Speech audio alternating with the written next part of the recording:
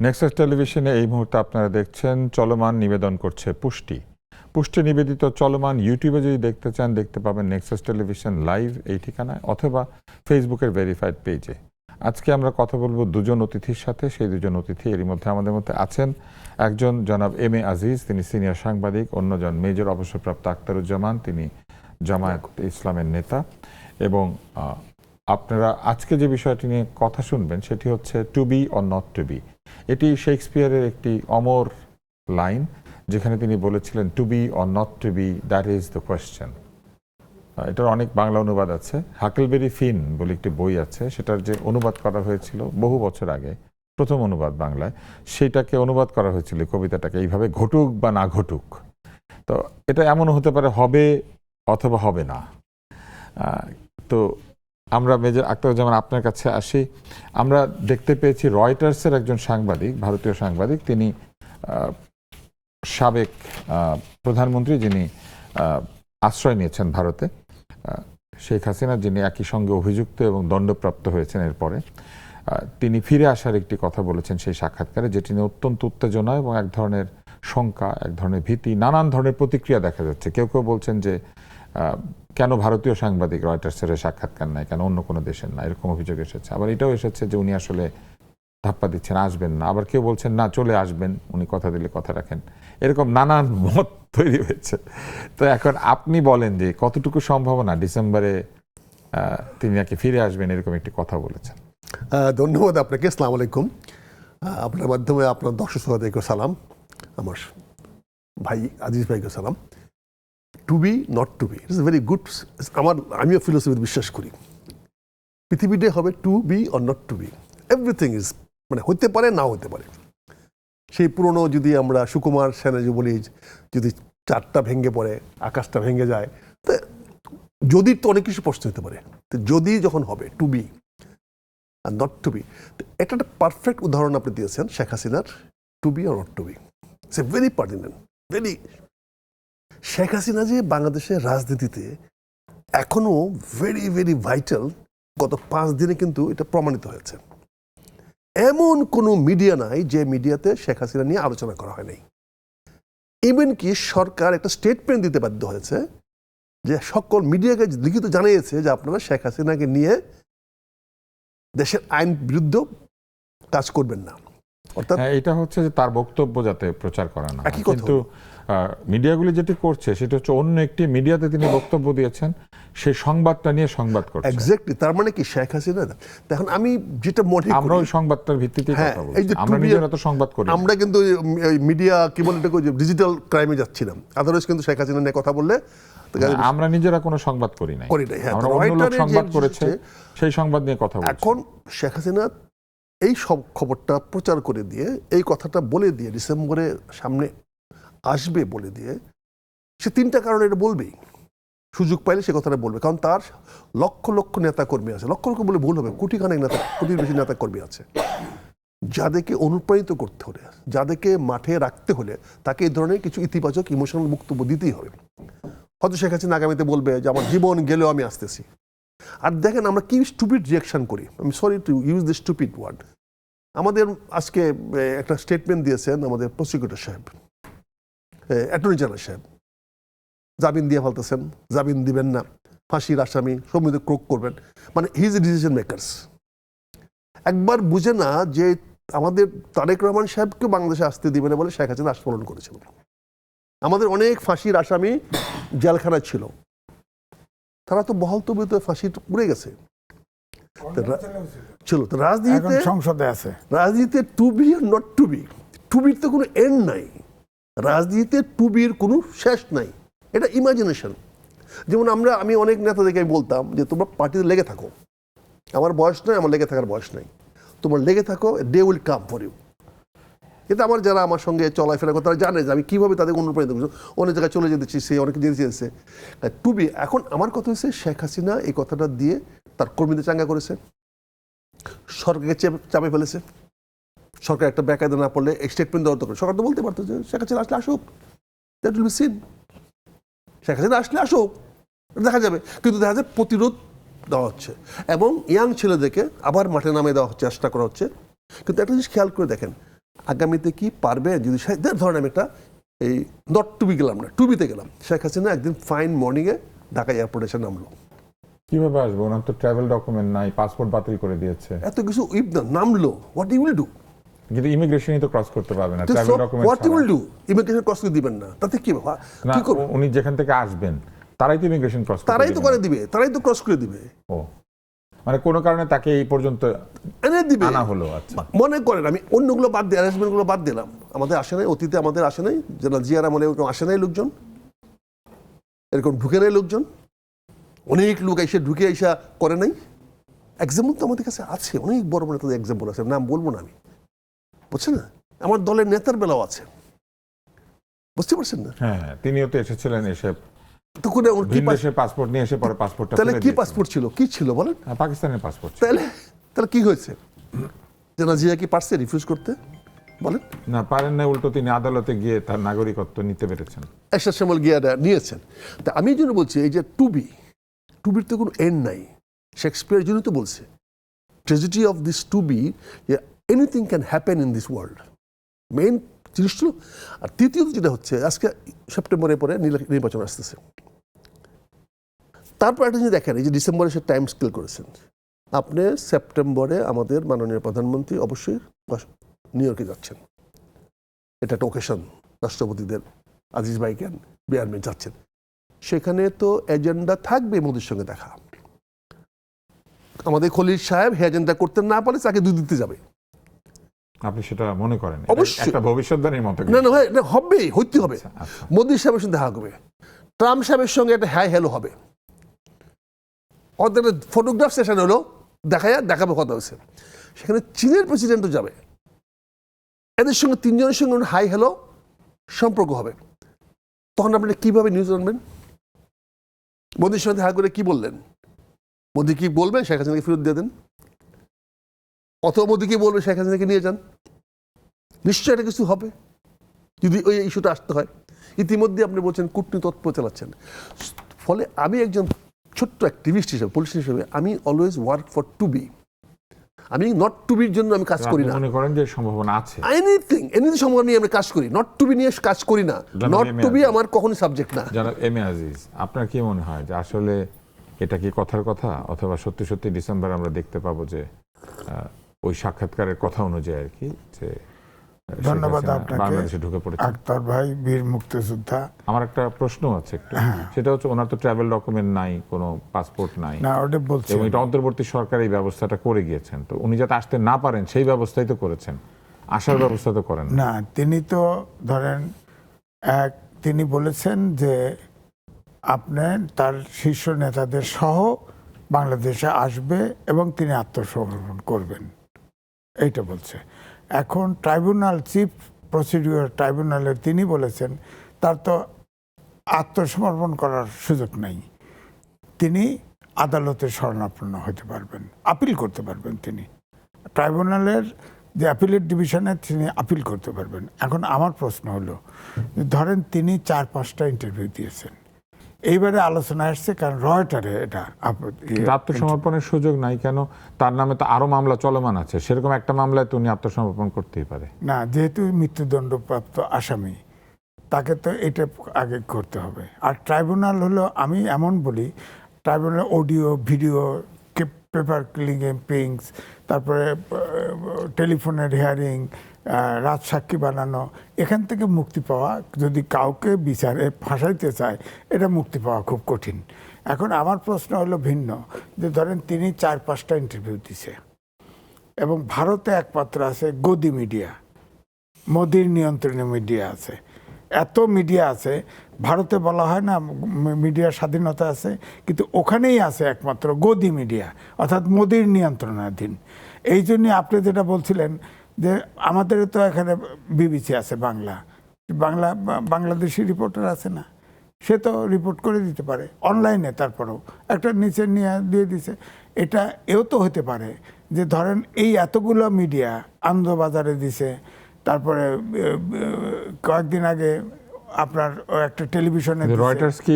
Reuters কি নিয়ন্ত্রিত না? ওই ব্যক্তিটা তো গদি মিডিয়ার হইতে পারে। রয়টার্সের এডিটোরিয়াল পলিসি আছে না? রয়টার্স কি এটা আটকাবে না? একটা ইন্টারভিউ পাওয়া গেছে, দিয়ে দিছে। ধরেন আমার কথা হলো যে to be not to be হইতে পারে। আমার বক্তব্য হচ্ছে যে একটি জায়গায়, একটি টেলিভিশনে, একটি পত্রিকার সাক্ষাৎকারে তার ভয়েসটাও পেলেন না, কোনো রিপোর্টারের ছবি পেলেন না, তার আত্মীয় স্বজন কোনো নেতার সাথে তার কোনো ফেস দেখা গেল না, তাহলে ইন্টারভিউটা নিয়ে তো বিশ্বাস আস্থা রাখতে হবে। এক, ওনার ট্রাভেল পাস নাই, ওনার ফ্যামিলির ধরেন 3 তারিখে ওনার ফ্যামিলির সব বাইরে গেছে, বিদেশে চলে গেছে, বিভিন্ন দেশে ছড়ায় গেছে। আপনার এই যে শুভেন্দু অধিকারী সব পুশিন করতেছে না, বাংলাভাষী মুসলমান পুশিন। এই যে আওয়ামী লীগের 100 নেতা ভারতে আছে, এরা বাংলাভাষী মুসলমান না? কিন্তু এরা তো রাজনৈতিক বিবেচনায় আছে ওখানে, তারা এরা তো অনুপ্রবেশকারী হিসেবে চিহ্নিত হয়। আমি ওইটাই বলতেছি যে তারা রাজনৈতিক আশ্রয় সর্বদলীয় সিদ্ধান্ত নিয়ে আপনার আগে সংসদ পার্লামেন্টারি পার্টি, তারপরে সব রাজনৈতিক দল মিলে শেখ হাসিনাকে আপনার আশ্রয় দিয়েছে। তারা ভারতের অতিথি, কিন্তু যারা নেতা আছে তাদের কথা তো শুনি নেই। তাদের একজনও পুশিন হলো না কেন? তারা তো বাংলাভাষী মুসলমান, তাদের হয় নাই তো। তার মানে আমি বলতেছি যে এখানে এও তো হতে পারে যে এই গদি মিডিয়া অর্থাৎ এই তরফ থেকে এগুলো, যেটা আক্তার ভাই একটু কইছিল যে আলোচনা রাখার জন্য, এটা হতে পারে যে এখানে তো প্রত্যেকটা ফ্যামিলিতে এটা ঠিক বাংলার মাটি সোনার চৌকাঠি। এই যে ধরেন শেখ হাসিনার সময় এই জামাত বিএনপির কত গুম খুন, কত নির্যাতন হলো, একটা লোক দল ত্যাগ করে আওয়ামী লীগে জয়েন করছে, নিষ্ক্রিয় হয়েছে 2-1 কিন্তু দল ত্যাগ করে নেই। আওয়ামী লীগের প্রত্যেকটা পরিবারের সদস্য আছে, এই সদস্যরা কেউ দল ত্যাগ করে নেই, তারা এখন মেনি মাছের মতো চুপ করে আছে, সময় পাইলে ভোজ করতে পারে। কোনো মাছ কি কথা বলে? সব মাছই তো চুপ করে থাকে না, মেনি মাছ হলো আপনি ধরতে গেলে চুপ হয়ে যায়, বুঝছেন না? আচ্ছা। তো এখন আমার কথা, এখন দেখেন পার্থক্যটা দেখেন, আবার যতটা গর্জে তত বর্ষে না। আপনি খেয়াল করে দেখেন 1/11-এর সময় 1/11-এর তরফ থেকে শেখ হাসিনা বলছে যে তোমরা বিদেশে যাও, উনি চলে গেছে। বেগম জিয়াকে বলছে, আগে দেখা করছে, বলছে যে আপনাকেই ক্ষমতায় আনা হবে, আপনারা একটু কোঅপারেট করেন। হ্যাঁ, ভুল ইতিহাস দিন আচ্ছা। না। আজিজ ভাই, হ্যাঁ, প্লিজ ভুল ইতিহাস দিন না। বেগম খালেদা জিয়াও চলে যাওয়ার জন্য প্রস্তুতি নিয়েছিল, উনিও বাক্স পেটটা বন্ধ নিয়ে প্যাকেট করে চলে গেছিল। চলে যান জান নাই, শেষ পর্যন্ত জান নাই, তো কেন নাই। জান নাই? রাজসাক্ষী তো আমি। আপনি বলবেন তাহলে, হ্যাঁ, আপনার কাছে রাজসাক্ষী যখন বলবেন। আসবো বলবেন। ঠিক আছে। আমি যেটা জানি, ওনার সাথে ওই যে সংশোধনবাদী গ্রুপ বিএনপির ছিল না তখন, তারা যে অ্যাপ্রোচ করছে, তিনি বাইরে যেতে অস্বীকার করেছেন। তিনি তো থেকেছেন এবং জেলে থেকে শেষে জীবনও দিয়েছেন, হ্যাঁ, কিন্তু তবু বাইরে যান নাই। এটা তো দৃশ্যমান আমরা দেখি। আক্তার ভাইয়ের কাছে আলাদা ইনফরমেশন থাকলে ভালো কথা, দিবেন উনি। তা আমার কথা হচ্ছে যে এই যে রেফারেন্সগুলো, এতে ওনার তো মনে হয় না 15 আগস্টের পরে অস্ট্রেলিয়া ভারতেই আশ্রয় দিয়েছিল এতদিন, উনি তো থাকেন নাই, রিস্ক নেন নাই তো। এখন যে এটা তো রিস্কি কথা, এক ধরনের রিস্কি তো। তিনি মৃত্যুদণ্ডপ্রাপ্ত, তিনি বর্ডার দিয়ে আসবেন, তিনি শুভেন্দু অধিকারী বলছে তাকে ওই আগে যেভাবে আসছে ওইভাবেই প্রধানমন্ত্রী হিসেবে দেশে পাঠানো হবে। হ্যাঁ, পাঠাতে পারে, চেষ্টা করতে পারে। আমার বক্তব্য হচ্ছে যে ধরেন যেটা টু বি এবং নট টু বি যেটা বলতেছি, এখন ধরেন এই আপনার বন্দি বিনিময় চুক্তি আছে, সেই চুক্তি অনুযায়ী অনুপ চেটিয়াকে আমরা পাঠাইছি, শেখ হাসিনার সময় পাঠাইছি, জেলখানাতে বাইর করে পাঠাইছি, আমরাও জেএনবির লোককে আনছি। শেখ হাসিনাকেও তো চাইছে 3 বার, দিল না তো ভারত। তার মানে ভারতের অতিথি, ভারত তাদের আপন লোক। সুতরাং এখন যদি ভারত যদি ধরেন এখানে একটা ছোট্ট বিষয় রয়েছে, অনুপ চেটিয়া তো আমাদের এখানে রাষ্ট্রীয় আশ্রয় ছিলেন না, জেলখানায় ছিল, ধৃত হয়েছিলেন, কিন্তু শেখ হাসিনা তো ওইখানে রাষ্ট্রীয় আশ্রয় আছেন, ফলে অনুপ চেটিয়ার সাথে তো তাকে তুলনা করা যাবে না। অতিথি হিসেবে আছে। সেটা তো অতিথি হিসেবে আছে। সে তো বন্দি অতিথি বিনিময় চুক্তি তো তাহলে তার উপরে প্রযোজ্য হবে না। হবে না, না, হবে না। বন্দি বিনিময় চুক্তি একটা ধারা আছে যে যদি মনে হয় তাকে ইচ্ছাকৃতভাবে জেল বা কোনো শাস্তি দেওয়া হবে, তাহলে তারা নাও ফেরত দিতে পারে, ওইটাতে আছে। ওখানে তো আটকে যাবে। সে তো বন্দি না, ওই কারণে ওইটাতে অজুহাতে হয়তো আটকাইতেছে, আমি লিখেছি ওটা। ওই বন্দি বিনিময় চুক্তির যে কয়েকটা ধারা আছে উল্লেখ করে একটা ধারার শরণাপন্ন হয়েছে হয়তো। কিন্তু আমার বক্তব্য হচ্ছে যে ভারত ধরেন তো বোঝা যাচ্ছে যে ভারত তো নেগোশিয়েট করতে পারে, ওই যে to be not to be. এখন প্রধানমন্ত্রী যুক্তরাষ্ট্রে যাবে, সেখানেও যদি কথা হয়, যদি দেখা গেল যে শেষ পর্যন্ত তাকে একটা নেগোসিয়েট করা হলো, তাকে ট্রাভেল ডকুমেন্ট তার মানে যে কোনো কিছুই ঘটতে পারে, করতে পারে, তবে সম্ভাবনা খুবই জটিল। কম না বেশি? আপনি হ্যাঁর পক্ষে কত আর নায়ের পক্ষে কত? নার পক্ষে বেশি, কারণ হচ্ছে তারেক রহমান এই সরকারের পলিটিক্স ছেড়ে দিয়ে তাকে আনতে হবে। গণকেস ছেড়ে দিলে একদম পুরা বিএনপি শেষ। হ্যাঁ, এটা বুঝিয়ে দিতে হবে, তাকে আনতে হবে। আর না হলে সে যদি এমনি আসতে চায়, যদি ভারতের জন্য দায়িত্ব নেয়, তাহলে অভ্যুত্থানের সব শক্তি এক হয়ে যাবে এবং দেশটা কোন জায়গায় যাবে এটা কল্পনা করেন। তার মানে আপনি একটা সংঘাত আশা করছেন, মানে ফিরে আসলে এখানে সংঘাত হতে পারে এরকম একটা আশঙ্কা করছেন? সে যদি জোর করে আসতে চায় হবে, এটা তো হবে। আমরা এই পর্যায়ে এসে একটা বিরতি নেই। বিরতির বিষয়টি আগে থেকে ঠিক করা থাকে। পুষ্টি নিবেদিত চলমানে বিরতি নিয়ে আমরা ফিরে আসবো আবারও পুষ্টি নিবেদিত চলমানে। To be or not to be, এই বিষয় নিয়ে আমরা কথা বলছি পুষ্টি নিবেদিত চলমানে। শেখ হাসিনা ফিরে আসবেন কি আসবেন না এটা নিয়ে সংশয় থাকলেও অনুষ্ঠানের বিরতিতে গেলে অনুষ্ঠান সবসময় ফিরে আসে।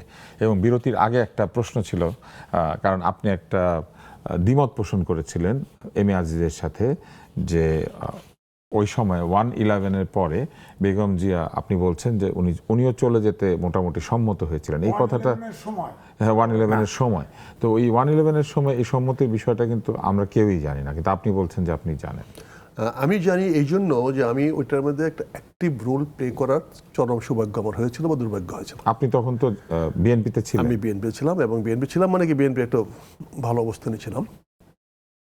আমি বিষয়টা মানে ব্যক্তিগত হয়ে যায়, যেহেতু প্রশ্নটা তুলেন আজিজ ভাই বললেন ইতিহাসটা ভুল হবে, কারণ এটা তো অনেক জানে, জেনারেল আমিন জানে, ব্রিগেডিয়ার বারি জানে, যারা এটার কুশীলভ ছিল, যারা ওনাকে পাঠানোর ব্যবস্থা করছিল, জেনারেল মঈন জানে। বাধাটা হয়েছিল এইভাবে, আমি ওনার বাসায় গেলাম 4টার দিকে, গিয়ে দেখলাম যে ওরা সব প্যাকেট করা, বাসায় কোনো কিছু প্যাকেট ছাড়া নেই। তার মানে জিজ্ঞেস করলাম, ম্যাডাম সব প্যাকেট কি, আপনি চলে যাচ্ছেন? তো উনি আমাকে বললো যে কারণ তুমি জানো না। আমি তো জানি যে আপনি চলে যাচ্ছেন। কোনো আমি যাচ্ছি না, আমাকে পাঠিয়ে দিচ্ছে। তার মানে ওনার সম্মতি ছিল না, জোর করছে। কথা শেষ করতে দেন। জি। তাই বললাম যে পাঠিয়ে দিচ্ছে, তাহলে আপনি কি আসলে যেতে চান না, এটা কি আপনার কথা নাকি? উনি আমাকে বললো, রঞ্জন, আমার না রঞ্জন রাখতে, রঞ্জন আমার পটকে মাথায় হাত দিয়ে বললো, দেখো বিদেশে আমার একটি পয়সা নেই, আমি কি খাবো? তাহলে আপনি তাহলে প্রতিবাদ করেন, যাবেন না। তারপর উনি বললেন যে প্রতিবাদ করলে কি হবে, সবাই তো বলছে আমাকে চলে যেতে। উনি কথাটা বলছে, সবাই বলছে ওনাকে চলে যেতে। আমি বলছি, ম্যাডাম আমি কি প্রতিবাদ করতে পারি? তো উনি বললে, তোমার প্রতিবাদ করলে তোমাকে মেরে ফেলবে। আমি সেটা চিন্তা করি না, আমি ভয় পাই শুধু আপনার এক্সপেলকে। বুঝছেন না, আপনি আমাকে এক্সপেল করবেন না, তাহলে হবে। তুমি কি করবা? আমি বললাম, আমাকে শুধু একটু অনুমতি দেন প্রতিবাদ করার। ঠিক আছে, করো। আমি বেরিয়ে 5টার সময় একটা স্টেটমেন্ট দিলাম, সাক্ষী বিবিসির কাদের কল্লোল, সাক্ষী ভয়েস অফ আমেরিকার আমির খসরু। বললাম যে ম্যাডামকে জোর করে পাঠানো হচ্ছে, তবে ম্যাডাম বলেছেন, আমি একটা শব্দ এড করলাম যেটা পত্রিকা আসছে, প্রথমতে আসছে, ইত্তেফাকে, সব আসছে, ম্যাডাম যাবে না, ম্যাডামের ডেড বডি যাবে। আপনি তার শব্দটা মনে আছে, তার স্টেটমেন্টটাকে জোরালো করে দিলেন। জোরে বলে আমি বললাম, আমি কথাটা বলার এই নিউজটা আসলো, এবং নিউজটা বিবিসি থেকে আসলো 7:15 দিকে। আমাকে ব্রিগেডের বাড়ি ফোন করলো, আমি তো অলরেডি ঢাকা থেকে চলে যাচ্ছি, ভাগতেছি, বুঝছেন না, কারণ ধরবে। তা আমাকে ফোন করে বললো, স্যার ঢাকার বাইরে যাইতে হবে না, আপনি ব্যাক করেন, কথা দিচ্ছি আপনাকে অ্যারেস্ট করবো না। না আমি বলি, কেন ভাই কি হয়েছে? তাহলে কনফার্ম করেন কথাটা ম্যাডাম বলছে কিনা, কথাটা ম্যাডাম বলছে কিনা। আমি বলি, হ্যাঁ ম্যাডাম বলছে। এখানে সত্য মিথ্যা কি আছে? কি এটা? আই ওন্ড ইট, বুঝছেন না। 3 দিন ছিল সৌদি আরবিয়ার কিংয়ের প্লেন জেট ঢাকা এয়ারপোর্টে, 3 দিন পড়েছিল। তো ম্যাডামকে কেউ পাশে থাকে নাই, ম্যাডামের কোনো লোক থাকে নাই, কোনো নেতাদেরকে ডাইকা পাওয়া যায় নাই, যারা বড় বড় নেতা। এগুলো তো আমাদের জীবনের অভিজ্ঞতা, রক্ত দিয়ে কিনা এগুলা এই অভিজ্ঞতা। ম্যাডামের বাসার থেকে যখন বের করে দেয়, এই রক্ত দিয়ে কিনা ঠেকায় রাখছি। এই পার্টি অভিযান মেজর হাফিজ ভেঙ্গে ফেলে, বিএনপির অভিযান নিয়ে নেয়, রক্ত দিয়ে মেজর আক্তার আটকে রাখছে। খন্দকার দেলোয়ারকে যখন পিস্তল দেয়া জেনারেল আমিন বলছিল, আপনি আগামীকালকে এই সাইফুর রহমানের বাসায় গিয়ে স্টেটমেন্ট দেবেন, তাকে আমি ওই বারডেম থেকে বলে সে লুঙ্গি পরে পায়জামা গায়ে দেয়া, আমি ডিএসবির সাথে কথা বলতেছি, উনি বাইরে গিয়ে আসতে করে ওই সিএনজি দিয়া বাইরে গেছেন। রিজবিকে জিজ্ঞাসা করেন, রিজবি ইজ হিয়ার, বেঁচে আছে, রিজবি জিজ্ঞাসা করেন। এগুলো মিথ্যা কথা না, বুঝতে পারছি? কাউকে পায় নাই। যেদিন মহাসচিব বানানো হয়েছিল খন্দকার দেলোয়ারকে, সারা রাত্রি চেষ্টা করেছিলাম অন্য কাউকে মহাসচিব বানানোর জন্য। ম্যাডামের সাথে কথা দিয়েছিলাম, ম্যাডাম অন্য কাউকে বানানো, ওকে বানায়েন না। একজন নেতা রাজি হয় নাই মহাসচিব হওয়ার জন্য।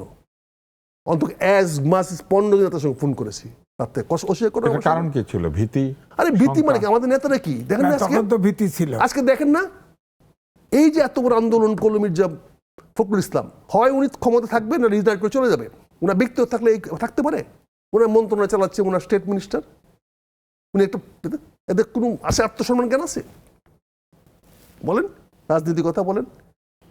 কাজে ম্যাডামকে কেউ সাপোর্ট করে না, এটা ম্যাডাম তাদের একটা প্রতিনিধি হিসাবে রাখছে। ম্যাডামের কাজ আমরা দেখছি তো। সেক্ষেত্রে তো আজিজ ভাইয়ের কথা 50-50।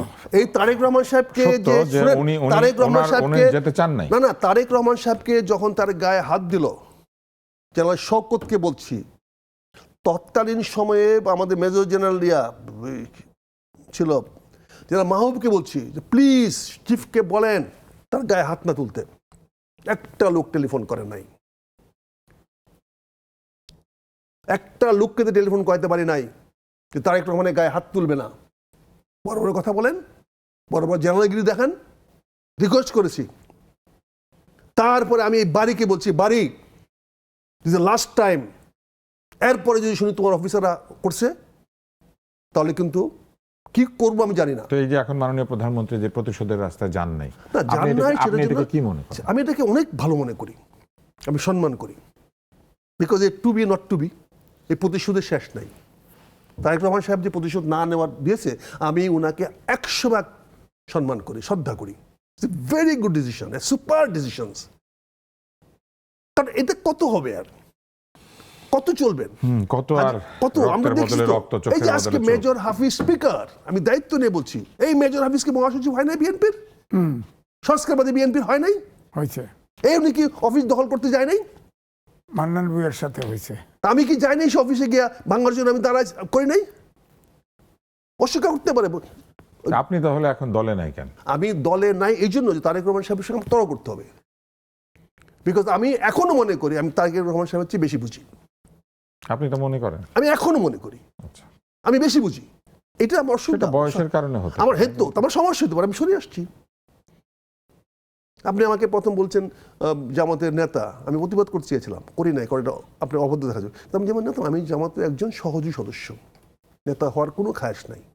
কিন্তু আমার পরিচয় ধরে রাখার জন্য, আপনার অস্তিত্ব যেরকম, তাতে আপনাকে মানুষ নেতাই মনে করবে না, নেতা মানুষ মনে করুন। আমি জামাতের নেতা হওয়ার আরেকটা বৃহৎ দলের নেতা ছিল না, আমি জামাতের নেতা হইতে পারি নাই, হবো না, কারণ আমি ওই কর্মী, কারণ আমার একটা পরিচয় দরকার, আমার একটা পরিচয় দরকার, সে আছে। কিন্তু কথা হচ্ছে, আমি যে বললাম যে আজকে তো দুর্ভাগ্য সময় বললাম যে তারেক রহমান সাহেবের অধীনে আমি থাকতে পারবো না। কেন থাকতে পারবো না? যে আমি এখনো মনে করি ওনাকে, ওনার চেয়ে আমি সব বিষয়ে বেশি বুঝি। সরি, ইট মে বি আমার অডাসিটি হতে পারে, এটা আমার হয়তো বেয়াদবি হবে না, কারণ আমার বয়সের ছোট। এই সবই তো ব্যক্তিগত ধারণা, এটা নিয়ে আসলে তর্কের কিছু নাই। না, তো ধারণা আমি মনে করি, কারণ আমি সেখানে থাকি নাই, আমি সেখানে চলে আসছি। তার মানে আপনি সংঘাত, ব্যক্তিত্বের যে সংঘাত, সেটি এড়াতে চেয়েছেন? অবশ্যই। আমি কেন যাবো? আমি প্রধানমন্ত্রীর জন্য বিব্রতকর অবস্থা কেন তৈরি করবো? আমি ওনাকে সম্মান আপনি করবো। তার দল ছেড়ে চলে গেছেন, তাতে উনি বিব্রত হবেন না? একটা দল তো অভিযোগ দেওয়া যায়নি, আমি তো কোনো ওনার বিরুদ্ধে কোনো অভিযোগ দেওয়া যায়নি। আমি বলেছি যে আমার এখানে, কারণ আমি একটু বেটার আদর্শে যেতে চাই। আমি কম্পারেটিভ আদর্শে মনে করি যে বিএনপির চেয়ে জামাতের আদর্শ বেটার। এখানে ওখানে ভালো মানুষের বেশি সংখ্যা। যেমন আমাকে এখন প্রায় নামাজ পড়তে হয়, আমি জামাতের অফিসে গেলে যতক্ষণ থাকি সব ওয়াক্তে নামাজ পড়তে হয়, কিন্তু বিএনপিতে এত বছর ছিলাম, কোনোদিন নামাজে যাওয়ার প্রয়োজনীয়তা বোধ করি নাই। তো এই যে একটা পরিবেশ, তো এই পরিবেশটার কারণে কি হয়েছে মনে করি আমি, এটা যার যে রাজনৈতিক পটভূমিকা আছে, কথাগুলো তুলাইলেন, আমি বললাম ভাই আমরা দেখেছি তো বেগম খালেদা জিয়াকে তার বাড়ির সামনে তার ছেলেকে অ্যারেস্ট করার জন্য, কোকো সাহেবকে অ্যারেস্ট করার জন্য, এই ব্রিগেডিয়ার সাহেব, এখন নাম বলবো না, আমি বেঁচে আছে, আমাকে বলছে আক্তার তুমি বলো এই বাড়ির ভিতরে ক্রিমিনাল ঢুকছে, দুষ্কৃতিকারী ঢুকছে, একজন সন্ত্রাসী ঢুকছে, তাকে বের করে দিতে বলো। আমি বললাম ব্রিগেডিয়ার স্যার আপনি কি বলেন, জেনারেল জিয়ার ছেলে সন্ত্রাসী? কোয়েশ্চেন আমি জানি না। এই ব্রিগেড এখনো বাঁচে আছে, ডিপিএস ছিল, আমি বলছি এই ম্যাডামকে বের করে নিয়ে এসে আমি রাস্তায় দাঁড়ায়া কাদের কল্লোলকে দিয়ে ইন্টারভিউ দেওয়াইছি, বিবিসি কাদের কল্লোল দেওয়া, আমাকে বাড়ি থেকে বের করে দিচ্ছে, অথচ এই মওদুদের প্ররোচনায় উনি বাড়িটা হারিয়েছেন। এই বিষয়ে আপনার কাছ থেকে আমরা জিজ্ঞেস করব। যারা এম এ আজিজ, আমরা একটু ভিন্ন প্রসঙ্গে যাই। আমরা দেখেছি আজকে অর্থমন্ত্রী বলেছেন মুজিব বর্ষ উদযাপনে 983 কোটি 91 লাখ টাকা খরচ হয়েছে। তো এইটা কি কোনো তদন্ত হবে কিনা, অথবা এটা দুর্নীতি হিসাবে বলা হবে কিনা, এরকম কিছু আসে না? একটা প্রশ্নের উত্তরে তিনি বলেছেন যে টাকাটা খরচ হয়েছে। এটাও to be not to be, কারণ ইউনূসের সহ উপদেষ্টাদের বিরুদ্ধে দুদকে অভিযোগ আছে না, তদন্ত হচ্ছে না। তো সুতরাং কোনটা তদন্ত হবে কোনটা তদন্ত হবে না এটা তো বলা মুশকিল। এটাও to be not to be. হ্যাঁ, আপনি আজকের অনুষ্ঠানের যে টপিক সেটা নিয়ে আপনি বেশ রসিকতা করতে পেরেছেন। নাহিদ ইসলাম বলেছেন যে দোষ দিয়ে লাভ নাই, সরকার পারছে না। এটা তিনি বলেছেন যে ত্রাণ সংক্রান্ত বিষয়ে, যে চট্টগ্রামে এক ধরনের পানিবন্দিত্ব তৈরি হয়েছে, সেখানে তিনি গিয়েছেন এবং ত্রাণ বিতরণের সময় তিনি এই কথা বলেছেন। আপনার কি মনে হয় যে সরকার পারছে না? না, এটা সরকার তো আছে, পারছে না এটাও বলবো না। ধরেন তারেক রহমানের স্টাইল ভিন্ন, ধরেন সরকারের ধরেন এই যে সিগন্যাল, ট্রাফিক সিগন্যালে এআই লাগাই দিছে, কাউকে বলে ঘোষণা দিয়ে করছে। এখন গাড়ি চলতে দেখা যাচ্ছে গাড়ি থেমে থাকে। হ্যাঁ, তো এটা তো চলছে। তারপর কিউআর কোড, এটা একটা মজার ব্যাপার আছে, এটা আমি আপনাকে একটু বলি। যে লেক রোড, যেটা মানে জিয়া উদ্যানের পাশ দিয়ে যে রাস্তাটা গিয়েছে, সেখানে 40 কিলোমিটার হচ্ছে উচ্চ সীমা। ঢাকার ব্যাটারি রিক্সা 50 কিলোমিটারে চলে, ওই রাস্তা দিয়ে অবশ্য ব্যাটারি রিক্সা চলে না। আমি ইউলুপ দিয়ে যাইতে হয় যে বনশ্রী যাওয়ার সময়, ব্যাটারি চালিয়ে তো উল্টা আসতেছে, সোজা যাচ্ছে। হ্যাঁ, তো তারা তো এআই তো ধরা পড়ে না, এআই তো ব্যাটারি রিক্সা চিনে না। না, ওটা চেনে না। কিন্তু আমার কথা হচ্ছে রেগুলার যে গাড়িগুলো তো থেমে থাকতেছে, ড্রাইভার ওই এআই দেখে, এবং অত্যন্ত কষ্ট করে 40-এ চালাতে হয়, কারণ সেকেন্ড গিয়ারে 40-এ চলে, এরপর তো চলতেছে। অনেক তারপরে কষ্ট ধরেন করতে হয়। আক্তার ভাই বই লিখছে, বইয়ের এখন এটা তো কাজ হইতেছে যে কিউআর কোড অলরেডি চালু করছে। ক্যাশলেস সোসাইটি যদি হয়, এই দেশে তো দুর্নীতি মহামারী, তো দুর্নীতিটা যদি আপনার মনে হয় সরকার পারছে, একটু ধীরে ধীরে পারছে? এই তো ধীরে ধীরে পারছে। এইবার অন্য একটা প্রসঙ্গে যাই, এটা নিয়ে আমরা একটু পরে আরো আলোচনা করব। জনাব ফরাসউদ্দিন, তিনি অধ্যাপক এবং একসময় বাংলাদেশ ব্যাংকের গভর্নরও ছিলেন, দীর্ঘ তার একটা ইতিহাস আছে। তিনি বলেছেন তত্ত্বাবধায়ক সরকার একটি আমলাতান্ত্রিক অব্যবস্থা, এবং তিনি বলেছেন যে রাজনীতিবিদরা এই ব্যবস্থার মাধ্যমে নিজেদের উপর নিজেরাই অনাস্থা প্রকাশ করছেন, যা মোটেও ভালো কথা না। এটা তো এক ধরনের যৌক্তিক কথা যে রাজনীতিবিদরা আসলে বিশ্বাস করেন না যে তাদের কলিগরা তাদের হাতে স্বাভাবিকভাবে ক্ষমতা হস্তান্তর করবে। তত্ত্বাবধায়ক সরকারে আমলা ফেরেস্তা 5টা এনে দেওয়া লাগবে, ওনারা রাজনীতিবিদ, ওনারা ইলেকশন করতে পারে। ফরাসউদ্দিন সাহেব নিজেও তো আমলা ছিলেন, উনি তো বিরোধিতা করেছেন। না, বিরোধিতা, উনি বুদ্ধিজীবী হিসেবে কথা বলছে। আমি তো মনে করি, আপনি দেখেন ইলেকশন কমিশন এবং তত্ত্বাবধায়ক সরকার আমলা ছাড়া চোখে দেখেন নাকি? আমি তো রিপোর্টার্স ইউনিটির election commission chairman. Election reporters ইউনিটিতে প্রায় 2,500। কেন হয় বলেন তো? মানে রিটায়ার্ড ব্যুরোক্র্যাট অথবা সিটিং ব্যুরোক্র্যাট তারাই গিয়ে এই পজিশনগুলোতে না, এটা বসেন? কোটাই আছে। আপনার রিটায়ার্ড ব্রিগেডিয়ার জেনারেল একজন নিবে, ডিস্ট্রিক্ট জাজ একটা মহিলা নিবে, হ্যাঁ, আর বাকি ব্যুরোক্র্যাট নিয়ে ইলেকশন কমিশন করবে, তত্ত্বাবধায়ক সরকার তাই বানাবে। বাইরে ইলেকশন করতে কি সততাটা ফার্স্ট দরকার, অ্যাসার্ট করতে হবে, ইন্টিগ্রিটি দরকার। আপনার আরপিওতে তো সব লেখাই আছে, ইমপ্লিমেন্ট করেন। এখানে খালি ব্যুরোক্র্যাট লাগবে কেন? ব্যুরোক্র্যাট তো অধিকাংশই দুর্নীতিবাজ। আগে প্রত্যেকটা জায়গায় আমাদের দেশে সৎ লোকের অভাব, সৎ লোকটা আগে দরকার, এবং কমিটমেন্ট দরকার।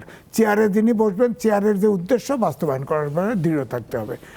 কিন্তু এটা তো উনি ফরাসউদ্দিন সাহেব ঠিক বলছেন। ভাই ঠিক উনি কিন্তু একটা মোটিভেটের কথা বলেছেন। সরি, আমি ইন্টারাপ্ট করলাম। উনি কিন্তু ওনার রুটকে সার্ভ করতে গেছেন, যেহেতু Awami League not in favour of. আমরা আপনার কাছে আসবো। চেয়ারে বসলে দায়িত্ব পালন করতে হয়, উপস্থাপকের চেয়ারে একটা বড় দায়িত্ব হচ্ছে অনুষ্ঠানের মাঝখানে বিরতি নেওয়া। পুষ্টি নিবেদিত চলমানে বিরতি নিয়ে ফেরত আসছি। শেষ হয়েছে বিরতি, আমরা ফিরে এলাম পুষ্টি নিবেদিত চলমান অনুষ্ঠানেও আমরা কথা বলছিলাম to be or not to be এই বিষয় নিয়ে। আমরা অনেকেই ঢাকা শহরে থাকি এবং ঢাকা এখন বাংলাদেশের সবচেয়ে বড় নগরীতে পরিণত হয়েছে জনসংখ্যার দিক থেকেও এবং দুর্ভোগের দিক থেকেও। বৃষ্টিতে 175 মিলিমিটার বৃষ্টি হয়েছে নাকি এই গত 24 ঘন্টা, এবং এর মধ্যে জলাবদ্ধতা তৈরি হয়েছে এবং এটি নিয়ে খুবই সমালোচনা চলছে। কিন্তু ঢাকা দক্ষিণের মেয়র কিন্তু বলেছেন যে ঢাকার আউটলেট নাই, অর্থাৎ ঢাকা থেকে পানি বের হওয়ার যে রাস্তা সেগুলি অধিকাংশ বন্ধ হয়ে গিয়েছে অথবা সেগুলি নানান কারণে নষ্ট হয়ে গেছে। এবং তিনি এটাও বলেছেন যে কিছুতেই ড্রেন পরিষ্কার রাখা যায় না, কারণ ঢাকার লোকেরা ইচ্ছা মতো ময়লা ফেলে।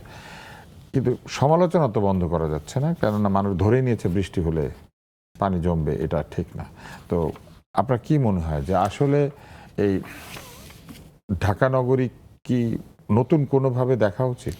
দেখেন, আমি যেটা বলতে চাচ্ছি, এই জন্য রেকলেস অ্যান্ড ইরেসপন্সিবল স্টেটমেন্ট যখন প্রশাসকরা দেয় তখনই কিন্তু সমস্যাগুলো সৃষ্টি হয়। কিন্তু মানুষ তো ময়লা ফেলে। শুনেন, এগুলো তো ব্যাপার না।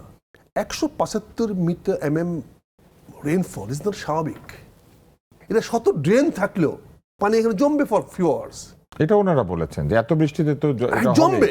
এটা বলেছেন। এখন ধান্দাবাজি করার দরকারটা কি? না, ওনারা এটা বলেছেন 175 এর পানির ড্রেন করার জন্য যত হাজার কোটি টাকা ব্যয় করতে না, যত হাজার কোটি টাকা ব্যয় হবে, আপনি এই যে ড্রেনেজ সিস্টেমটা, তাহলে তো আমার এই প্রশাসক কি করেছেন?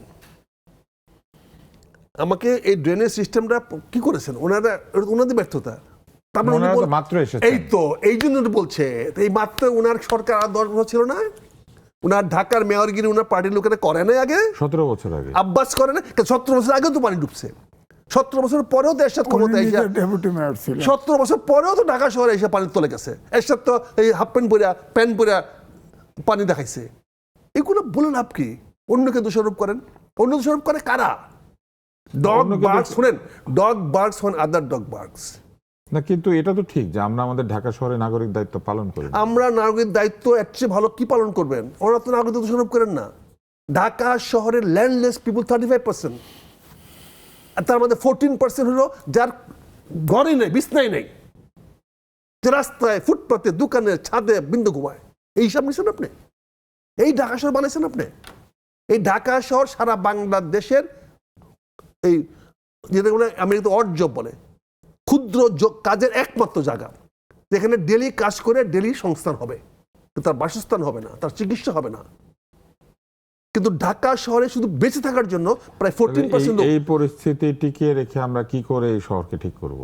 না, এই শহরকে ঠিক করতে হলে একজন অনেস্ট, চাঁদাবাজ মুক্ত, ভিশনারি মেয়র দরকার, নট দ্য প্রাইম মিনিস্টার। আমাদের কোন মন্ত্রী ভিশনারি না। 2 ভাগ করে দেওয়া হয়েছে, আমাদের 2জন মেয়র লাগে, কিন্তু ঢাকা তো একটি যুক্ত নগরী। এই পাশের ময়লা ওই পাশে যায়, ওই পাশের পানি এই পাশে আসে। পলিটিক্যাল ডিসিশন হয়েছে। আপনার ভিশনারি, আমি কি বলছি, আপনি যে কোনো কাজটা করবেন, আপনি যে প্রশ্নটা করতেছেন, আপনি কিন্তু প্রশ্ন ইমিডিয়েট করতেছেন, আপনি কিন্তু আর 2টা প্রশ্ন আর মাথার মধ্যে আছে। এই ভিশনটা নিয়ে আপনি একটা করে প্রশ্ন আগাচ্ছেন। তো ভিশনারি যদি না হয়, আমি ঢাকা মহানগরে সবচেয়ে লোয়েস্ট জায়গাটা ছিল নিম্ন যেমনটা বসুন্ধরা সিটি করতে দিয়েছেন। কোন সরকার দেন নাই আপনি? ঢাকা শহরে বসুন্ধরা যে মার্কেটটা বানাইছেন, ওই এলাকার পানি কোথায় যাবে? ওই জায়গা তো ডুবা ছিল। ওখান থেকে পানিটা কমলাপুর, কলাবাগান লেগে যেত। বনশ্রী আফতাবনগর সেটাও তো ডোবা ছিল, সেটা ডুবা ছিল। বাসাবার পিছনে মুগদা ডোবা ছিল। আপনি এই যে কমলাপুর খাল বন্ধ করে দিয়েছেন, আমিনবাজার ওটা পুরোটা লোল্যান্ড বন্ধ করে দিয়েছেন। আপনি ফকিরাপুল থেকে যে পানি বের করে রাস্তা ছিল বন্ধ করে দিয়েছেন। আপনি যে রামপুরা, ওনারা বলছে কেন? সেই বলছে, উনি বলতে হবে যে আমরা এটা করা ভুল হয়েছে। উনি কাকে দায়ী করতে যাচ্ছেন? এই দায়ী করা উনি ছিলেন না ডিপটি মেয়র? উনারা এটা কেন করতে পারেন? উনি যদি জানে এটা কারণ ছিল, তাহলে ইমিডিয়েটলি কত 2 বছর এটা করলো, 6 মাস এটা করলো না, একটা খাল খুব পরিষ্কার করতো। দেখেন, এই যে অন্যকে ব্লেম করা, করেছে, কিন্তু অন্যকে ভাই আপনি এদের পক্ষে বলেন না। পক্ষে বলছে না, আপনি বলেন না প্লিজ, কারণ হচ্ছে এদের পক্ষে বললে ধান্দাবাজি হয়ে যায়। না, কোনো কথা নাই। ওনারা দেখেন না, একজন কাউকে তো তার পক্ষে বলতে হবে। টু আনফিট এবং অধর্ম মেয়র দেওয়া হয়েছে, যার কারণে বিএনপি আজকে কলুষিত হচ্ছে, কলঙ্কিত হচ্ছে। আমি এই জন্য তো বলছি যে মাননীয় প্রধানমন্ত্রীর কে ফাংশন করতে by himself, not by advised.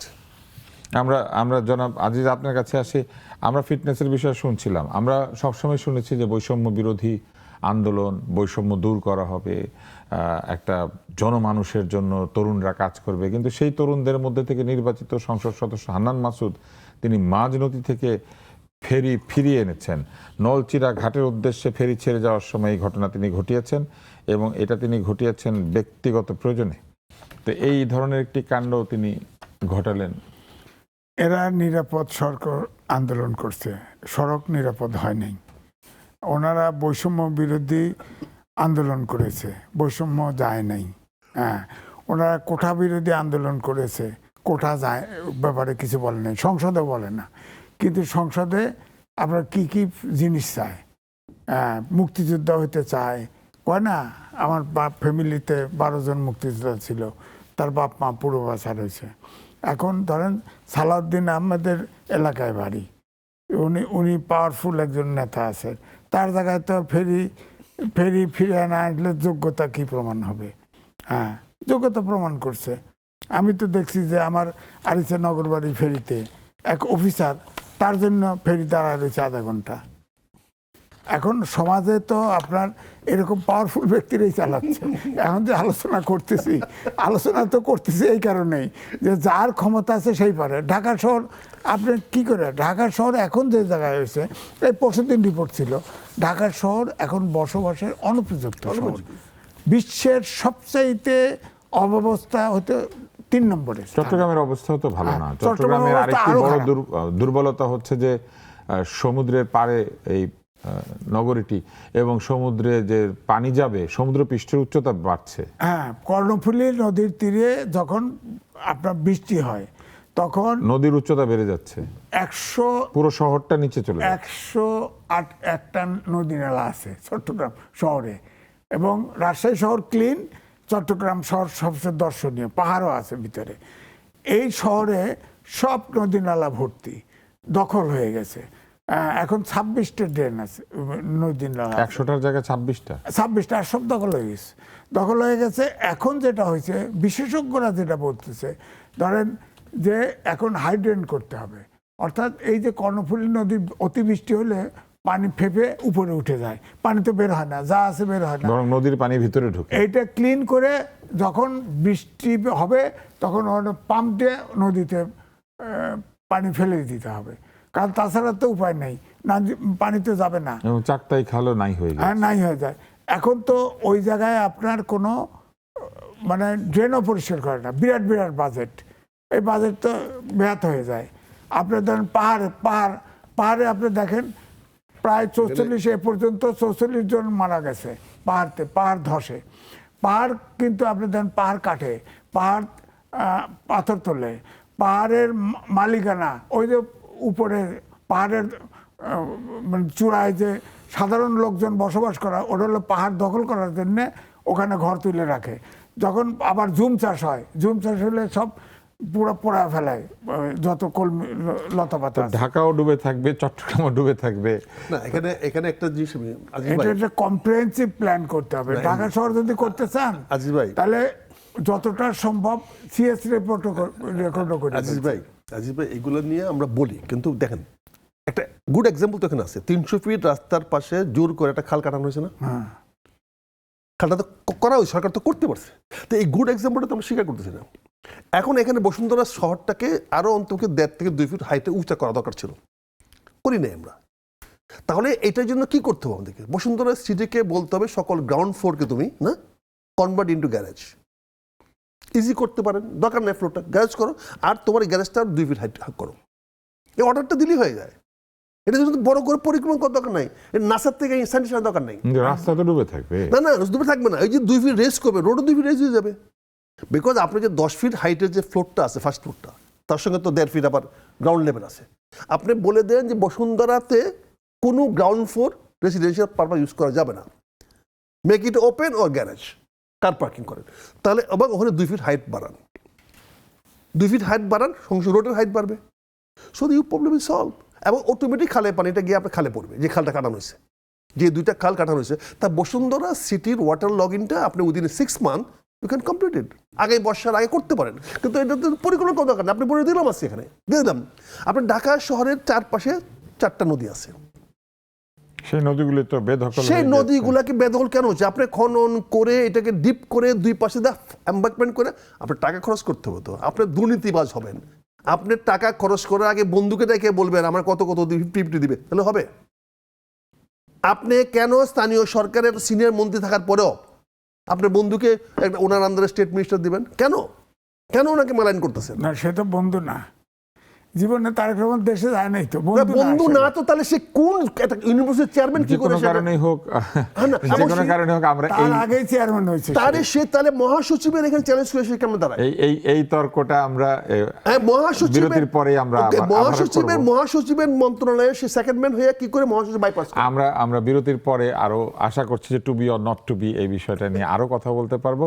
পুষ্টি নিবেদিত চলমানে বিরতি নিয়ে ফিরে আসছি। ফিরে এলাম নেক্সাস টেলিভিশনে পুষ্টি নিবেদিত চলমান অনুষ্ঠানে এবং আমাদের দুজন অতিথি রয়েছেন। আমরা নানান বিষয়ে কথা বলছিলাম, to be or not to be দিয়ে অনুষ্ঠান শুরু করেছিলাম, কিন্তু যা এখন ঘটছে তার মধ্যে সবচেয়ে গুরুত্বপূর্ণ হচ্ছে বন্যা। শিশুরা হামের প্রাদুর্ভাবে এখনও নিহত হচ্ছেন, মানে মৃত্যুবরণ করছেন, কিন্তু একই সাথে আমরা দেখতে পাচ্ছি বন্যা এবং ভূমিধস একটি নতুন উপসর্গ হিসেবে দেখা দিয়েছে, বিশেষ করে ভূমিধস। এরই মধ্যে 10,22,000 লোক পানিবন্দী হয়েছেন এরকম একটি রিপোর্ট এসেছে এবং বলা হচ্ছে যে 51 জন নিহত হয়েছেন এই বন্যা এবং ভূমিধসে এবং 39 জন আহত অবস্থায় আছেন। সংখ্যা কম বেশি হতে পারে, কিন্তু বিষয়টা তো আসলে বেশ চিন্তা করার মতো। এমএজ, আপনার কি মনে হয় যে এরকম একটি অবস্থায় আরেকটি অর্থনৈতিক দুর্ভোগ আমাদের সামনে আসতে যাচ্ছে? কেননা বন্যা তো শুধু এটাই করে না, ফসলের ক্ষতি করে, জানমালের ক্ষতি করে, গবাদি পশুর ক্ষতি করে। চেরাপুঞ্জিতে বোধহয় বৃষ্টি সবচেয়ে বেশি হয়, তিস্তা দিয়ে পানি আসে, আপনার গঙ্গা দিয়ে পানি আসে। তো বৃষ্টির সময়ে এ দেশে বন্যা হবে, কিন্তু বন্যায় আমাদের দেশের নদীগুলো সব শুকিয়ে গেছে, ড্রেন আউট হতে পারে না নদী, এইটা হলো সমস্যা। কারণ আন্তর্জাতিক যে রিভারগুলি, এই রিভারগুলি অনেক বড় বড় নদী সব বাদ দিয়ে আটকায় দিচ্ছে ভারত, যার ফলে বর্ষাকালে তারা ওপেন রাখে, যেমন গবেলডোজা ওপেন আছে, ফারাক্কা ওপেন আছে, পানি আসতেছে, ডুবতেছি, আমাদের নদীর নাব্যতা নাই। এই কারণে এই এই সিলটেশন নদীগুলো ভরে গেছে। এই জন্য এখন ধরেন ভারত তো 40টা রিভার লিঙ্কিং প্রজেক্ট করতেছে। এই প্রজেক্ট করার পরে ওর ভিতরে তিস্তাও আছে, ওটার ভিতরে গঙ্গাও আছে, তো তাহলে তো এক ফোঁটা পানি পাবো না। সুতরাং এই জন্য আমি মনে করব যে এই যে তিস্তা যে মাল্টিপারপাস ব্যারেজ করার চেষ্টা হচ্ছে, পদ্মা ব্যারেজ করার চেষ্টা হচ্ছে, মাল্টিপারপাস, এটা ছাড়া তো উপায় নাই, পানি ধরে রাখা ছাড়া কোনো উপায় নেই। এবং আমাদের নদীর নাব্যতা বাড়াতে হবে, তাছাড়া এটা হতেই থাকবে, বর্ষাকালে এটা হবেই, এটা কিছু করার নেই আমাদের। এখন একমাত্র বন্ধু দেশ ভারত, তাদের সাথে এটা কথা বলতে হবে। কারণ আন্তর্জাতিক নদী তো হেলসিঙ্কি আইন আছে, জাতিসংঘের সনদ আছে, এগুলো অনুস্বাক্ষরকারী বাংলাদেশ, ভারত, কেন আইন মানে না? নেপালেরটা পারে, পাকিস্তানের সাথে বর্ডার আছে, ওখানে গুলি করে একটা লোক মারে না। আমাদের এখানে 200 কিলোমিটার দূর থেকে গরু আসে, বর্ডার আসলে গরু চোর, গুলি করে মারি ফেলে। এগুলো তো সমাধান করতে হবে। এখন ধরেন এখন যে পুশিন করা হচ্ছে, তো এটা আমার মনে হয় একটা প্রদেশের মুখ্যমন্ত্রী বলতেছে, এটা কেন্দ্রীয় সরকারের সাথে আমাদের সরকার আলোচনা করুক। আমি শুনলাম যে আজকে বলল যে আলোচনা হচ্ছে নাকি, আলোচনা হোক, বন্ধু দেশ, আমরা তো গোলমাল চাই না। আমাদেরকে বাংলাদেশ দরকার, বাংলাদেশের সাথেও আমাদের দরকার, কিন্তু ভারতের সাথে সমস্যা একটাই, ধরেন 28টা প্রদেশ আছে, 8টা আছে কেন্দ্রীয় শাসিত সরকার। আমাদের কেন্দ্রীয় শাসিত দেশ বানাতে চাইলে তো আমরা মানব না, এটা স্বাধীন দেশ। আমার কথা হলো আমরা ছোট দেশ, আমি তো গেছি আগরতলা গেছি, আসামে গেছি, আমাদের কিছু পণ্য আছে কোম্পানির, হটকেক ওখানে যেতে দেয় না, ডাম্পিং, অ্যান্টি ডাম্পিং। এই যে অন্তর্বর্তীকালীন সরকারের সময় যতগুলো নিষেধাজ্ঞা জারি করছিল সবগুলো অটুট আছে। দি হিন্দু রিপোর্ট লিখেছে যে আমাদের সাথে, হিন্দু কিন্তু পরামর্শ নিউজ দিয়েছে, ভালো নিউজ দিয়েছে, যে আমাদের সাথে যেসব জায়গায় বৈষম্য আছে, যেসব জায়গায় টানাপোড়েন আছে, সেই সবগুলো আলোচনা করে সমাধান করা উচিত। আমি তো মনে করি তাই করা উচিত। আর কেন্দ্রের সাথে কেন্দ্রীয় আলোচনা করা উচিত, করে এইসব সময় পানি টানি এগুলো সমাধান করুক। আমার ধরেন গজলডোবায় আপনি চেরাপুঞ্জির থেকে পানি আসে, আপনার তো উপরে তো 5-6টা বাদ দিয়ে দিছে, বিদ্যুৎ প্রকল্প করছে, ওখানে পানি তুলে নেয়। গজলডোবা আগে বলতো মমতা পানি দেয় না, আরে মমতাই তো পানি হয় না, গ্রীষ্মকালে তো গজলডোবায় পানিই থাকে না, হ্যাঁ, পানি পাবেন কোথায়? তো এই যে বর্ষাকালে পানি ছেড়ে দেয়, তো এই জন্য পানি যে ছেড়ে দেয়, আমাদের তো স্টোর করার জায়গা নেই। বর্ষাকালে তো পানি না ছেড়ে উপায় নাই, কারণ বাঁধ তো তৈরি হয় শুষ্ক মৌসুমের জন্য।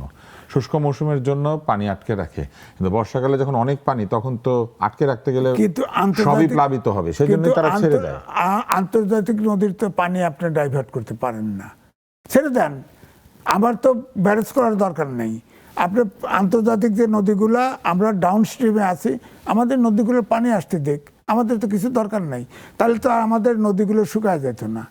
বাংলাদেশের অধিকাংশ নদী তো শুকায় গেছে, যমুনা মারা গেছে, পদ্মা মারা গেছে, আপনি দেখেন ইছামতি মারা গেছে। সবচেয়ে বড় লার্জেস্ট নদী হলো ইছামতি বাংলাদেশের, মারা গেছে, সবই মারা গেছে। তো সুতরাং আপনি, আমার কথা হচ্ছে ভারত আমাদের বন্ধু দেশ, আন্তর্জাতিক নদীর পানি প্রবাহ প্রতিরোধ না করুক। ভারত আমাদের বন্ধু দেশ হিসেবে যারা মিমি আজিজ বলছিলেন, কিন্তু ভারতের সঙ্গে তো ঠিক বন্ধুত্বপূর্ণ আচরণ অন্তর্বর্তী সরকারের সময় করা হয় নাই, এবং এই সরকার তো সেই বোঝাটা মাথায় নিয়ে এসেছেন যে ভারতের সঙ্গে সম্পর্কের একটি অবনতি ঘটিয়ে তারপরে চলে গিয়েছে অন্তর্বর্তী সরকার। এখন অভিন্ন নদী শুধু নয়, অভিন্ন সীমান্ত, বাণিজ্য, নানান সম্পর্ক আছে প্রতিবেশীর সাথে, প্রতিবেশীর যেরকম সম্পর্ক থাকে, তো সেইগুলিকে পুনরুদ্ধার করার জন্য আসলে কি করা যেতে পারে, আপনার পরামর্শ কি? আর এই যে বন্যা পরিস্থিতি, এইটাই বা আমরা কিভাবে মোকাবেলা করব? এটা তো একটা আর্থিক চ্যালেঞ্জ। আজিজ ভাই খুব সুন্দর জিনিসটা বলেছেন, বন্ধু দেশ। বন্ধু যদি দেশ হয় তাহলে এই প্রবলেমগুলো সলভ করা খুব কঠিন ব্যাপার নয়। বন্ধু মানে রেসিপ্রোকাল, ওয়ান সাইড না।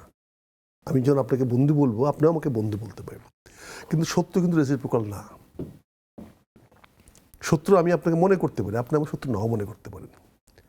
তা আমাদের অন্তর্বর্তী সরকার কি কারণে, কি প্রয়োজনে ভারতকে শত্রু বানালো আমি জানি না, কিন্তু শত্রু বানানোর দায় দায়িত্বটা তো তার, এটা বহন করতে হচ্ছে বর্তমান সরকারকে। অন্তর্বর্তী সরকার দুইটা বছর টিকতেও পারে নাই, তারা যে আকামটা করে গেছে, তারা শত্রু বানিয়েছে, ভালো কথা, কেন বানে না? এমনকি ক্রিকেট খেলা থেকে শুরু করে এমন কিছু নাই যেখানে তারা করে নাই। বিবাদ করে। এই শত্রু দেশ তো শত্রুর প্রতি শত্রু আচরণই করবে। শত্রুর দেশ গুলি দিয়ে মারবে, বোমা মেরে মারবে, অ্যাটম বোমা দিয়ে মারবে, পারমাণবিক বোমা দিয়ে মারবে, পানি দিয়ে মারবে, সাপোর্টাইজ করে মারবে, এটা তো স্বাভাবিক। ভারত যদি আমি শত্রু ঘোষণা করি ভারতকে, তা ভারতে তো রাইট দিয়ে দিচ্ছে আমাকে মারার, কারণ আমি তাকে শত্রু ডিক্লেয়ার করেছি। শত্রুটা কি? আমি যদি আপনাকে শত্রু ডিক্লেয়ার করি, আমি যদি আপনাকে বলি এখান থেকে বেরোনোর পরে আপনার আছে খবর আছে, আমাকে এখান থেকে বেরোতে দিবেন আপনার? অথবা আপনি বের হয়ে যাবেন, আমার সত্যি খবর হবে, তাই না? তাহলে কি হবে? তাহলে আপনি এই ডক্টর ইউনূসের মতো একটা বোকামি, আসিফ নজরুলের মতো এরকম, মানে আমি কি বলবো, এটা আপনার যেহেতু অনলাইনে বেশি বলতে চাই না, ওনারা একটা রাষ্ট্রকে শত্রু বানায় গেলেন। এটা কখনো হয়? এখন পর্যন্ত ইরানকে আমেরিকা শত্রু বলে না, এখন পর্যন্ত অফিসিয়ালি কি শত্রু বলে? বলছে তোমাদের এই জিনিসগুলো করো, তাহলে আমরা এটাকে করব। আপনি একটা শত্রু বানিয়ে দিলেন। তাহলে আমি তো ভারতকে অধিকার দিয়ে দিলাম, আমাকে পানিতে মারবে, আমাকে ভাতে মারবে, আমাকে গুলি দিয়ে মারবে, আমাকে অস্ত্র দিয়ে মারবে, আমাকে পারমাণবিক বোমা দিয়ে মারবে, কারণ আমি তার শত্রু। কিন্তু এখন পর্যন্ত মারে নাই, এখন পর্যন্ত পুশিন করায় নাই। বিড়ালের ছানা মতো দেখাচ্ছে, আনছে। ও 1 ঘন্টা ব্যস্ত থাকে, আমাকে 24 ঘন্টা ব্যস্ত রাখে। এই যে ট্যাকটিক্সটা বুঝতে হবে, যে এরা মনে করে ভারত আমার শত্রু, আমি ওদের সঙ্গে নাই, আমি আজিজ ভাইয়ের সঙ্গে। আজিজ ভাই বলেছে ভারত আমার বন্ধু, আমি ভারতকে বন্ধু বানাতে চাই। ভারতকে আমি বলতে চাই যে ঠিক আছে, তোমার এইখানে পানি কম আছে, ঠিক আছে, আমাকে কম দাও। তোমার এই পণ্য আমি কিনবো, আমাকে আসামে পণ্য বেচতে দাও, তুমি রেস্ট্রিকশন উঠায় দাও, আলোচনা করবো। আমি মানে আপনি একটি রেসিপ্রোকাল আদান প্রদান চান। ফ্রেন্ডশিপ তো তাই, আমি আপনাকে ভালোবাসবো আর আপনি কাছে এসে গালে চুমু দিব না, এটা কি হয়? সত্যকে তো দিব না, সত্যকে তো অস্ত্র নিয়ে যাবো, পিস্তল নিয়ে যাবো। তা আমি সত্য ডিক্লেয়ার করবো কেন? চুমো দেন বা না দেন, আলিঙ্গন করেন বা না করেন, কিন্তু বন্ধুর পাশে হাঁটতে অসুবিধা কোথায় আছে? ফলে যারা ভারতকে বন্ধু হিসেবে দেখতে চায়, আমি তাদের সঙ্গে নাই। আমি ভারত প্রেমিক নই, আমি ভারতের পক্ষে নই, আমি ভারতের বিপক্ষেও নই, আমি বাংলাদেশের পক্ষে। আমি বাংলাদেশ কোনো রাষ্ট্রকে আমি শত্রু বানাতে চাই না, সকল রাষ্ট্র আমার জন্য বন্ধু, আমি এইটাতে বিশ্বাস করি। আর যে পানির কথা বললেন, আবার নিজের কথা চলে আসে। আমি কিন্তু কয়েক মাস আগে আপনার একটা বই দিয়েছি, একটা আগামী বাংলাদেশ, আমি আজিজ ভাইকে দিয়েছি। বই তো স্পষ্ট লিখে দিয়েছি ঢাকা শহর রক্ষা করার জন্য কি দরকার। ওই বই আরো অনেক কিছু রয়েছে, অর্থনীতি। হ্যাঁ, ঢাকা শহরকে রক্ষা করার জন্য কি দরকার, তা আমি তো 5 মাস আগে দিতে পারছি। তো যারা মেয়র হয়েছে তারা দিতে পারে না কেন? তাহলে আপনি আরো 2টা বই তাদেরকে পাঠিয়ে দিবেন, এটা আমরা আশা করছি। আজকের মতো এখানে অনুষ্ঠান শেষ করতে হবে, আমাদের হাতে সময় নাই। পুষ্টি নিবেদিত চলমান থেকে আজকের মতো বিদায় নিচ্ছি। আশা করছি আগামীকাল আবারও দেখা হবে। আমরা বিভিন্ন বিষয় নিয়ে কথা বলি। আজকের বিষয় ছিল to be or not to be. জীবনটা এরকম, আগামীকাল ঘটবে, আমাদের জীবনে নাকি ঘটবে না আমরা এখনো পর্যন্ত জানি না, কিন্তু আমাদের আশা থাকে, আমাদের স্বপ্ন থাকে, আমাদের কাজ থাকে, এবং সেই কাজের ফলাফল আমরা আশা করি যে ভালো হবে।